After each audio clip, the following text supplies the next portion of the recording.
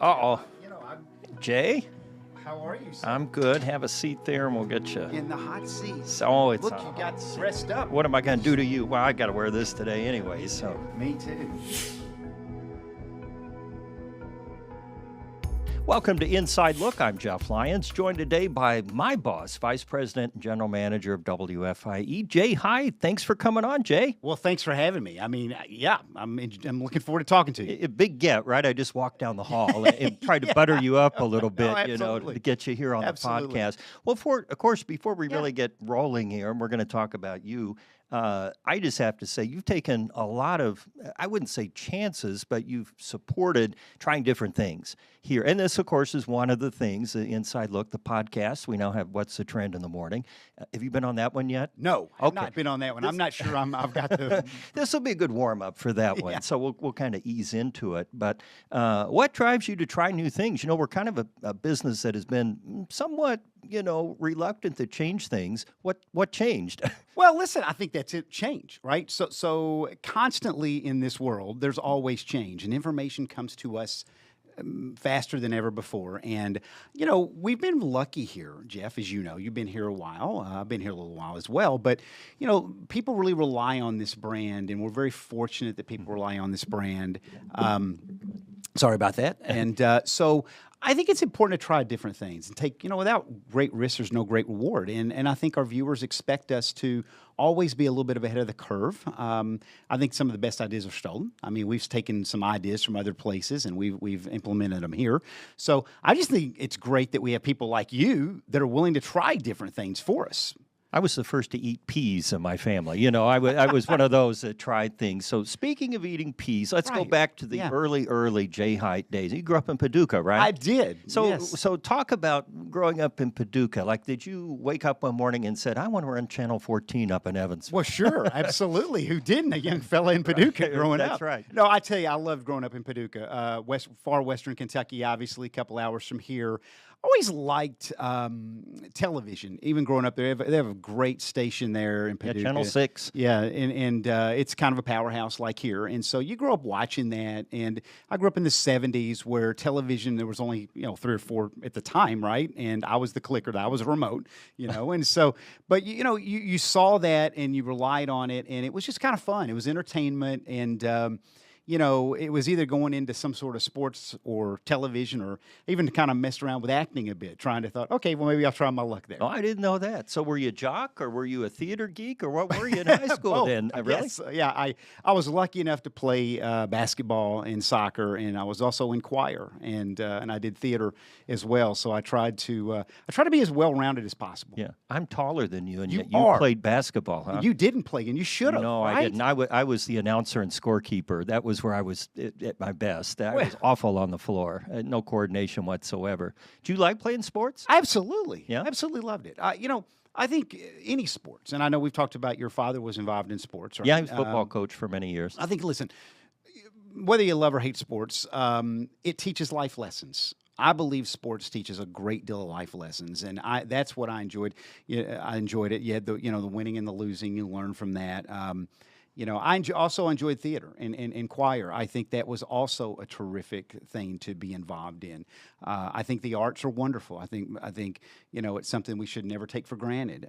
So yeah, I was very fortunate to be involved in both of those things, and I think that helps you mold yourself. What roles did you play? Do you remember? At productions? Yeah. So we No, did wait, a don't tell me the role. You tell me the show. And I'll Showboat. guess. Showboat. Oh, Showboat. Well, I don't know that show very well, but I'm guessing you must have been like the guy, the huckster, the guy on the front, that's a come on up, folks. Yeah, step kind right of a up. comedy role, Right. And they brought in. It was interesting. They brought in a guy to teach a person to teach me to dance because in that deal there was that show has a lot of dancing, Sure, singing yeah. numbers in it. And it took them a long time to teach me to do just a few dance moves. So, but it's fun. I mean, being on stage and being in front of a lot of people, it's an energy you do. Obviously, you know how that goes. Yeah. The great work you do on the stage for the charity. And Did you any other shows? I was an extra in a movie. They filmed in Paducah. Oh, wait a minute. Well, I didn't know about that. What movie? It was a Bruce Willis movie. It's called In Country. It wasn't a huge hit, obviously, but no, it was fun. Even with you in there as an extra. Yeah, and it didn't. I can't figure. I tell you, it was fun. For 3 days, we sat around and took a nice little check for that. So, and you got to see the behind the scenes of how movies are made, and it's interesting. And Bruce Willis at that time had just come off of Die Hard. In fact, he had rented the theater in Paducah and watched that movie because it had just come out, and so it was kind of cool to be involved with a movie with a guy like that. So you're in Paducah, then you were off to Western. I did. Well, I went Green? to Bowling Green. I graduated from Western Kentucky University. Okay. And after that, I ended up, my first television job was in Monroe, Louisiana. So you went television right off the bat. So was your major, I mean, I know your sales, so what was it business marketing or how did you, or theater or with it's a funny. minor? It was, no, I got out of the theater. Someone told me early on, you know what, you don't make a lot of money in theater, so maybe you should try something else. So I got out of that and ended up trying to get, like every guy that likes sports, hey, I want to be a sports broadcaster, right? So I tried to get jobs around the country, mainly in the South because of my accent. And so I worked with Byron Douglas at Channel 2 in Owensboro, Kentucky. That was my first job. I never knew that either. Stephanie Sylvie was working with us. And what were you doing? I was a reporter. And I tell you, one of the worst experiences, and I'll tell on myself on this. So there was a guy over there by the name of Joe Utley, is kind of a legend in Owensboro, right? Kentucky Wesleyan. Exactly. Does a great job. And they sent me on a story, and I wanted to get into sports, but they had the job, so I thought, okay, I'll take this to get in the door, right? So it's cable 2 there in Owensboro. They sent me on a story. They said, hey, I want you to go cover corn. There's prices of corn. So I get over there, and every young reporter, what they love to do is, they like their stand-up. So I was by myself, set my camera up to do the stand-up. I'm sitting there doing the stand. I'm so proud of the story on corn. And I get over there and I edit it and I went back to the station and it luckily made like the A block in our business that, people don't know. Right up in the top. It's the top, the right? lead story. So I was real proud of that. And after I get done with it and everything, I'm excited. And I believe a couple people walked in and said, okay, the story was fine, except, hey, you idiot, you were standing in front of grain. So, you didn't pick the right grain. I didn't pick the right grain. Well, okay, lesson learned. So it was lesson learned. So I did that and ended up thinking, maybe this isn't for me. So I thought, well, I'll stay in broadcasting. I'll get into sales. And so that's how I ended up in Monroe, Louisiana. And I was doing sales in Monroe, Louisiana. Yeah, and then kind of climbed up, and I know you were at Channel 7 for a period of time. Were those stations they were connected at that time? Yes, sir. Yeah. Yes, sir. They were connected, and so I was fortunate enough to get a lot of experience in that. And then Debbie Bush, our former boss, it was 15 years ago. Yeah. I was lucky enough to come over here in a sales capacity, and I've been here ever since. Okay, and I think, and I've been around a little bit longer than you have. I think you're the longest tenured general manager now, coming close to. Oh, whoa! When did they crown you? When was the big coronation? I might have been off that week. What year was it? It was 11 years ago. So okay. So, 11, you're pushing up the longest was Conrad Cagle, 17 years. And he was here. He hired me when I came in 1988. So I've been here 30. They've had some great ones. 38, yeah. Yeah. So, then you just got to hang in there 8 more years and, Well, easier said than done, right? Oh, I know. So, when you came from Monroe up to Channel 7, that was in the day when an owner might have 7 stations, maybe 15. I think the cap went to 15 while I was here. And now there's virtually no cap. We have very large owners that have, dozens, if not hundreds of stations out there. So that's a big change. How has it been for you then to be kind of in the middle? In other words, you've got the corporate structure and expectations sitting on top of you, and yet you've got to herd the cats under your own roof and try to make a little money at it at the same time. Sure. Well, it's changed. As we're talking now, there's a pending deal with Netflix and Paramount with, Warner Brothers Discovery, and a lot of people are hearing this mass media stuff. Listen, back to us at the beginning, change is what happens for everything. I think the reason that the company that we work for, Gray, is successful is because of people like you and people in the building. And so navigating it, listen, successful places have successful employees, have great employees. And, I'm just proud to work alongside people like you and all these other people that most people don't see behind the scenes. One of the things I love about what you do here with this Inside Look is that you get to introduce some folks to people that they would not normally know, right? And some of these folks, as you and I both know, extremely talented human beings, and it's just great to shed a light on them, even for 10 minutes or so. Yeah, and it's been a lot of fun, finding people to come out here and talk and tell their stories and everything. I think the one mystery, so I'm going to ask you, because you're kind of the wizard behind the curtain back there. Nobody really knows, the magic sauce to run the TV station. But as long as I've been doing it, which is 40 years, if I count Terre Haute, there was always this push, we got to get the younger viewers. We got to get the younger viewers. And I was a younger viewer. I was 21 when I started. And that's been, ongoing. Well, you and I both have kids. They don't even have TV sets anymore, So it was the younger viewer just always a mirage on the horizon, or what do you think? I mean, who's watching us now? Well, listen, it depends. Yeah. I would say this. I would say that more people get news and weather information from local television stations than ever before, because I believe that we've whether it's here or our friends across the river or our other friends here in downtown or even Wiki or South Central. I said South Central. That's they're Midwest. Right? Midwest now. It changed. Town Jay. Square. Yeah. All these people are doing a terrific job in our area, and I'm so proud to be a part of that. But people are getting more information they've ever gotten before. And so I always kind of say, listen, when people say to me, not a lot of people are watching television much anymore, I say, well, not necessarily. If you see some of the crazy numbers and crazy, statistics on things like NFL on Sunday night on NBC, or, hey, Indiana just won a national championship. I mean, I don't know what Fox is going to report on those viewers, but significant viewers. And what's important about that is, anytime you can put your brand in front of a mass audience, and that's what we are, a mass audience, right? You're going to create habits, and habits start young. So if they are watching, or they're watching your podcast, or they have our weather app or our news app, they may not necessarily watch television day to day, but when they're wanting that information, they're getting it at their basically literally anytime they want. Yeah. And then eventually when something happens, they're tuning in. Yeah, it's basically become more about the content than the method. It is. We used to think of a TV set in a living room and people gathered around watching it. That doesn't exist for the most part, except for, like you described, big game or something.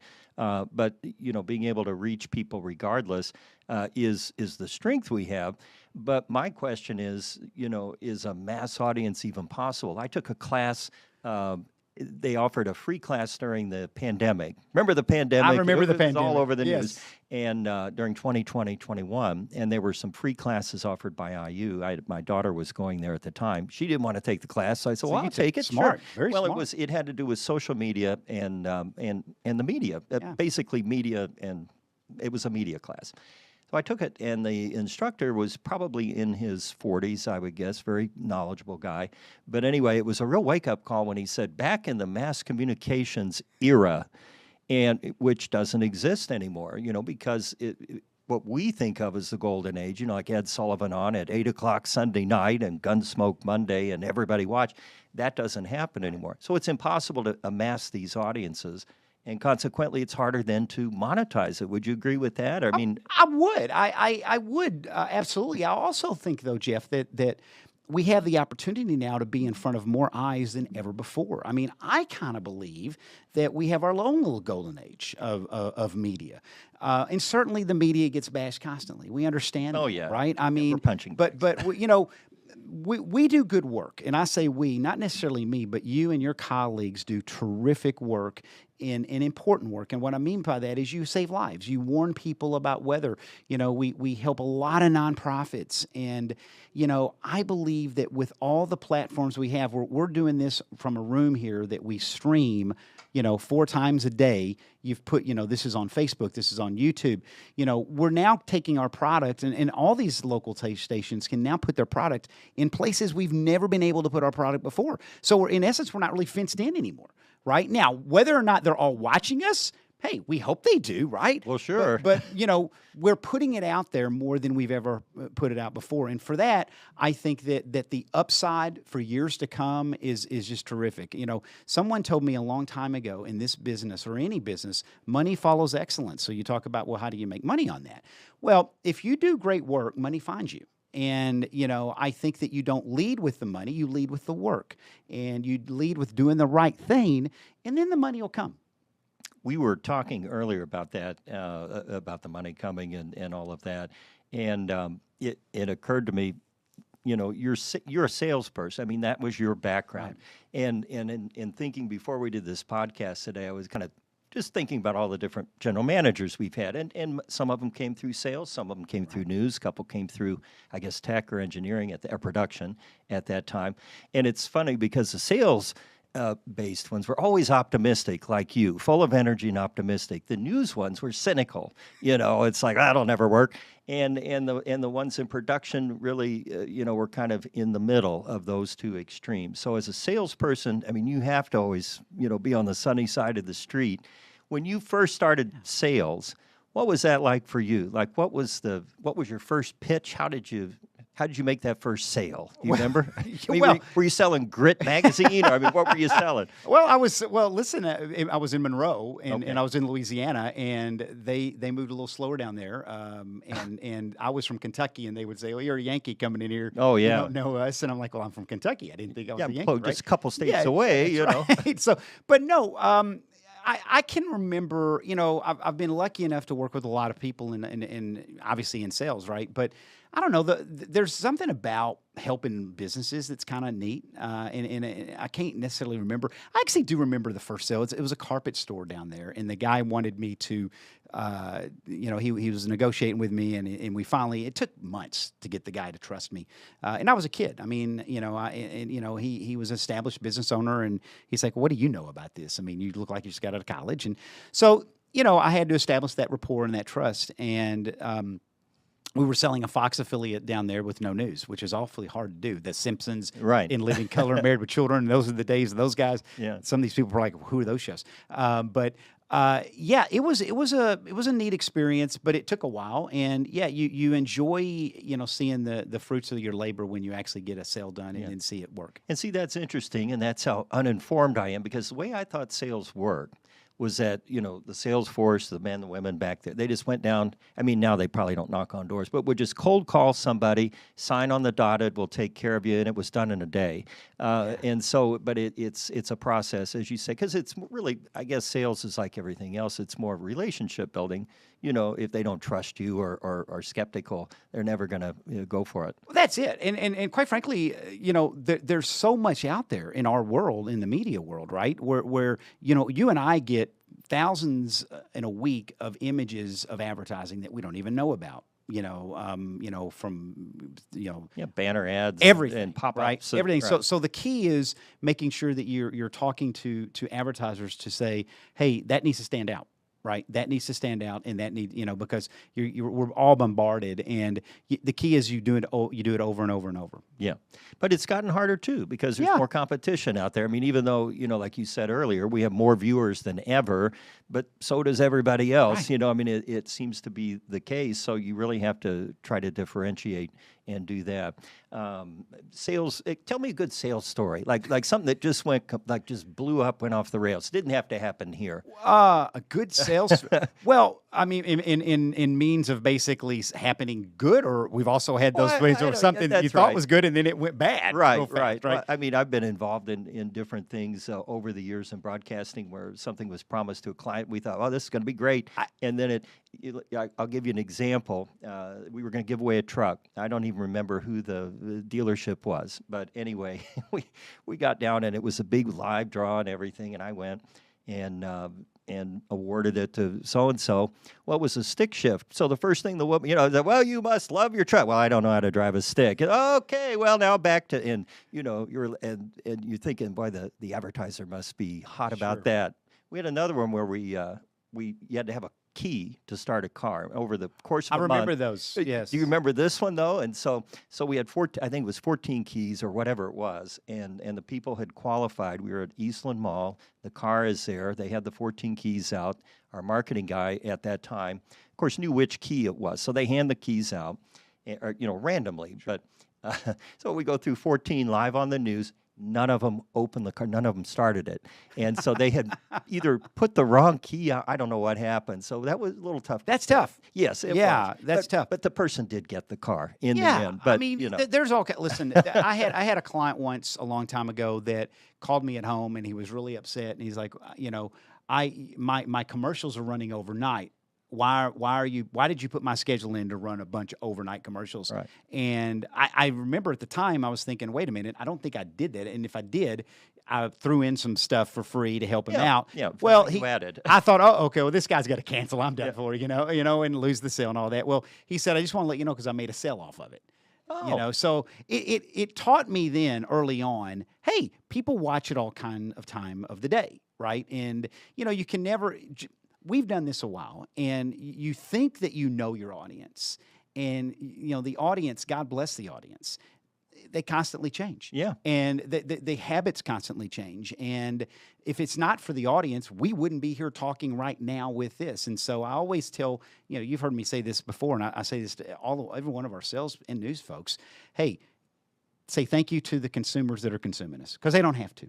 Right, it's a choice, Sure. And God bless them for choosing us. Yep. And then number two, thank the people in the building that are doing all the great work, particularly the ones that we talk about that are behind the scenes that don't get the type of the glory that some of the other people on the staff do. So I've scheduled this particular podcast to run, I think, either New Year's Day or the last day of the year. And then my intent was, because we've gone a year now with Inside Look, but I wanted you to look ahead into this year. Now, of course, last year, 2025, we had a major, change in the country, politically and otherwise. Moving ahead into 26, what gets you excited about the upcoming year here at 14? Well, for us, we have two things on NBC. We have the Super Bowl in a few weeks, and then the Olympics right after that. Those are two big programming things. But what I get more excited about is things like this, things like our streaming, things like your podcast, other podcasts, things that we'd like to add through the year. And I think the more we can kind of be a chameleon for the viewer, the better we can do. I'm excited about something that you and I have talked about. You're working on that you'll be talking about later. I'm assuming that'll be more of a out and about. Out and about. Oh, no, we can soft launch listen, it. I love that out. I love that out and about. I think that's again, it's a neat idea that you had, and I love the fact that it highlights the everyday average things that people wouldn't think about, and you're kind of going in depth in a sense with that. So those are the kind of things I'm excited about. And I think 26, of course, I am optimistic. I think you have to, listen, you have to be optimistic, Jeff, right? Why would you not be? I've worked with a right? few pessimists over the years, too. Listen, you get knocked down, you just get right back up, right, on everything. And so I think 26 is an exciting year. I mean, I'm really looking forward to it. Okay. Anything else to add here? No.